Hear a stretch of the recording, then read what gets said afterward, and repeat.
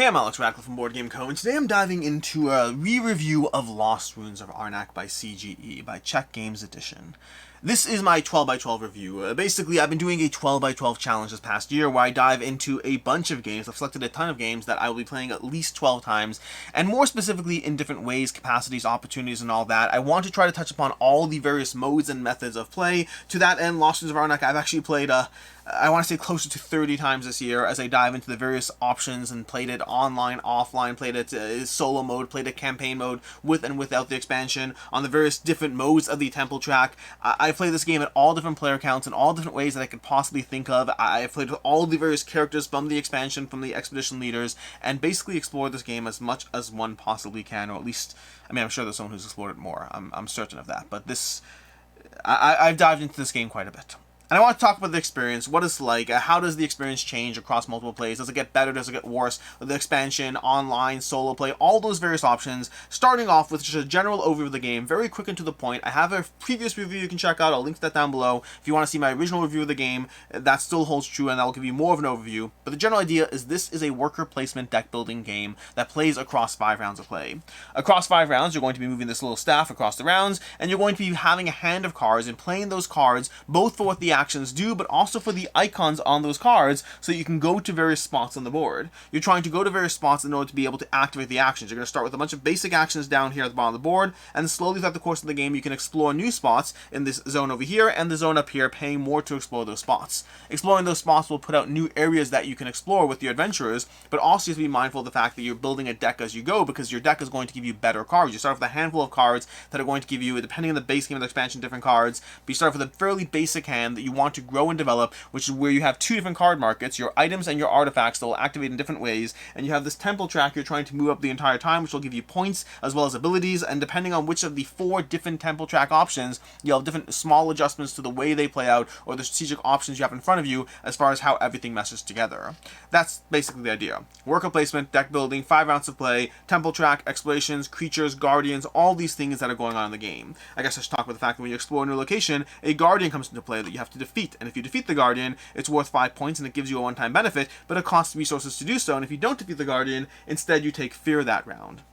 Then there's Expedition Leaders, which introduces a few new cards, but also introduces 5 new asymmetric characters, so that when you dive into the game, you are diving into the game with one of these characters that have a different way that they play in small different aspects as far as how they operate. From the most basic character who simply gives you an extra adventure. Now you have 3 workers instead of 2 every round of play, all the way up to fiddling around with the manipulation of fear and curses in the game, so you can try to use them for your advantage as opposed to having them bog you down. One of my personal favorites, although there's multiple classes that I like here. Honestly, I think the one I like the most, I love buying item cards in this game, and to that end, the adventure that gives you the ability to pull item cards directly into your hand once per round. I love it. It's a lot of fun, and it really feeds into my playstyle. So does the fair person. They have different things going for them. This takes the basic concept of Lost Ruins of Arnak and gives you asymmetry mixed in, as long as a little different bit of a puzzle and direction for how your character can play with the game, as well as adding new content to the game in terms of a new double-sided mat over here that goes on top of your player board that gives you a different temple track to mess around with, as well as, like I mentioned already, new cards and this moon staff that will clear cards faster every single round, so you have less repetition in the market when it starts to go stale, but basically adds more good stuff to Lost Ruins of Arnak. That's the high level of everything going on in this game, and my overall opinion of Lost Ruins of Arnak, before we talk about anything else, and I've covered the Expedition Leaders, I've covered the base game, I'll link to both of those, but I love the base game, and I think it's an incredible experience that feeds into the basic idea of how everything intermingles beautifully in the game. Everything, first of all, components are beautiful. What you're seeing here are mostly the actual components. These are a little upgraded, but these are the basic components in the game. The art's beautiful, the components are beautiful, the game plays quickly, it teaches quickly, it's easy to dive into, it is just an overall incredibly rewarding experience. Expedition Leaders took it to the next level by just giving you, well, all these different leaders to dive into that give you more ways to explore the gameplay and just more fun as you try to explore the different ways they interact with the base game, with the various temple tracks, and how you can try to feed everything together into just a cohesive engine of drawing cards, of cashing in bonuses, of getting little trackers that you'll be able to use on your board to be able to lock in extra things, moving up the temple track, buying cards in the different markets, and trying to find your particular strategy as far as what you try to defeat, clearing your deck from fear, overtaking guardians. Just the whole thing works well together, and Expedition Leaders just doubles down on that. As far as diving into 12 by 12, as far as, telling you how my additional experiences have changed or interacted, let's start with solo play, because that's going to be the first and probably only real negative we have here. The solo play in the game, there's two kinds of solo play if you dive into Lost Ruins of Arnak. The first kind of solo play is the basic solo rules, which is going to give you a set of tiles, which you can modulate difficulty around these set of tiles, but these are basically going to give you just kinds of things that just define the AI and how the AI operates in the game. It gives you a little different puzzle as far as things that are taken or stuff that's being in the way, removing cards, drawing new locations, taking out guardians, things like that as you go through the experience, and it's fine. I don't mind the basic AI. I find the basic AI to be a simple system that kind of lets you engage with Lost Ruins of Arnak in a way that I don't find as enjoyable. Now, I do like solo games. I wouldn't define myself as primarily a solo player, but at this point, I'd probably guess somewhere around 30% of my game time is playing solo. Somewhere in the range, maybe 20%, but a decent amount of my game time is playing solo, and I like solo puzzles and solo games, and I find Lost Ruins of Arnak's solo engine to be a decent way to experience the game if you don't have other players at the table. But I'd rather play with other players, at any player count. I'd rather play this at 2, at 3, or at 4 than playing it solo. I find the solo puzzle to be good enough to dive into Lost Ruins of Arnak so that you can have the experience. The campaign play is more of a mix in terms of both pros and cons to it.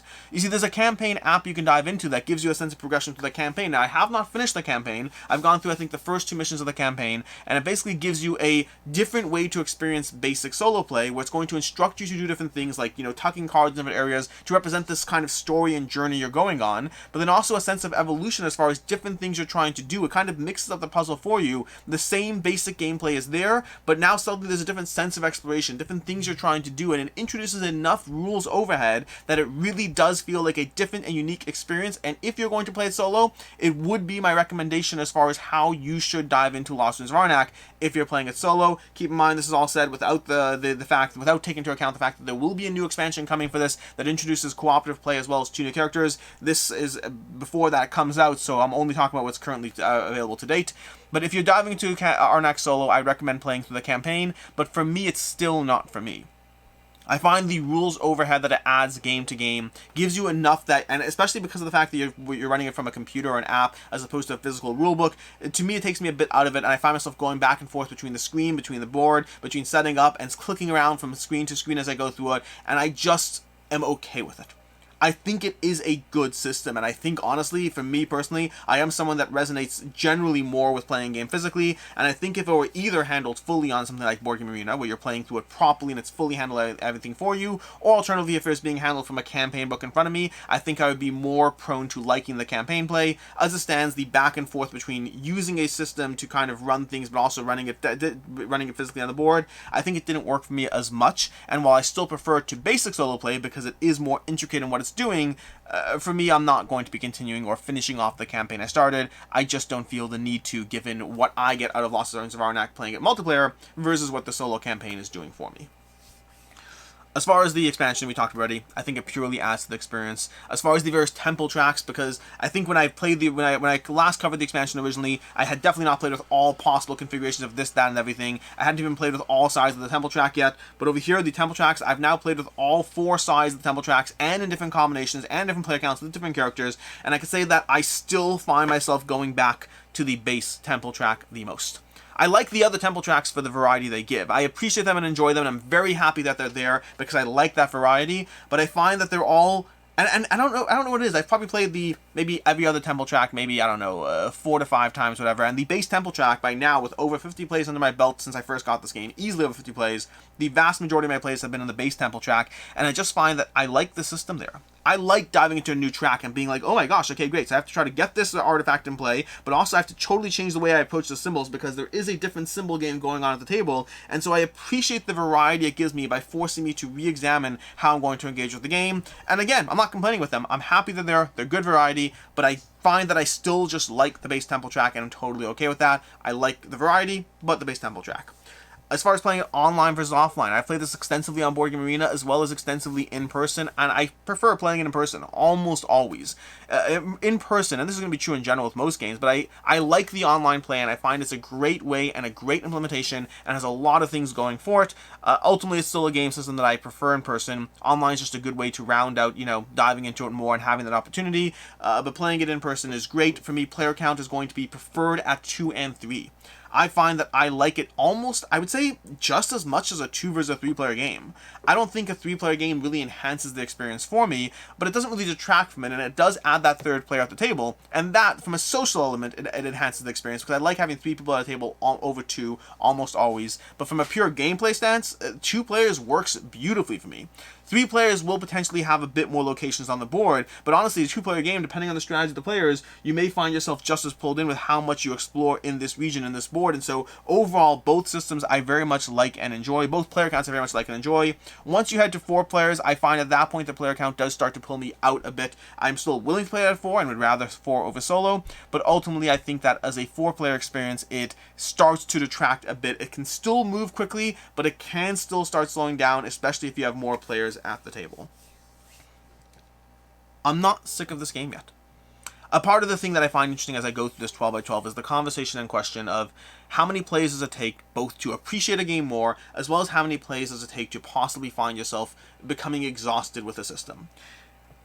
Again, I don't know how many times I've played this game since I first got to it, but in this year alone, with what we're 4 months in, I've played it over 30 times this year, and while certainly not, the equivalent of a play a day, that's decently a lot of plays, and I'm far from sick of the engine. I find that to a certain extent I have found certain patterns I fall into, but I still find myself challenging them. I still find myself exploring things. My default go-to is the item deck, and I still find myself pushing, okay, let me try to explore a few more artifacts. Let's see what happens if I go heavy artifacts early and start to try to get those tablets to fund them as much as possible. What if I do play on a different temple track and I really try to just aggressively go up that track, ignoring everything else just for the sake of exploring it?